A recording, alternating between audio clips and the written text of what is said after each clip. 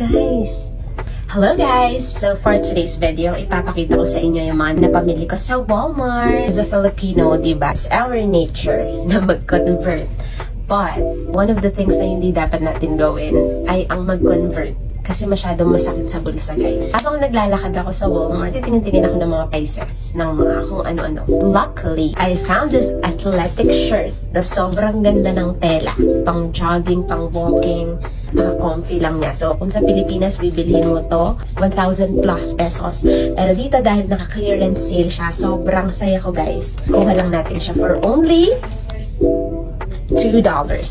At as you can notice, meron siyang hanger dito. Guys, libre tong hanger. Pinadala na sa akin. Ano, gusto mo ba tong hanger na to? Sabi niya. Is that free, ma'am? Yes, sabi niya. Di ba nakakabigla? Ako lang ako ng hanger dito. So, syempre, I need to grab it. Hanger din yan, guys. So, ayan siya. Sobrang ganda. So, dalawa nga binili ko. Ito pa yung isa. So, parehong small ito. Papadala natin sa Pilipinas yung isa. And also, bumili din tayo, guys. Parehong $2 yun, right? Ito naman, tignan nyo naman guys, sobrang perfect. Ang ganda ng tela niya, sobrang quality.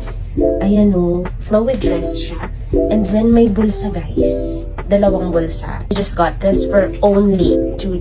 Sige, pwede tayo mag-convert ngayon. Magkano ba yung $2 sa Pilipinas? Yung guys, ang tela, grabe.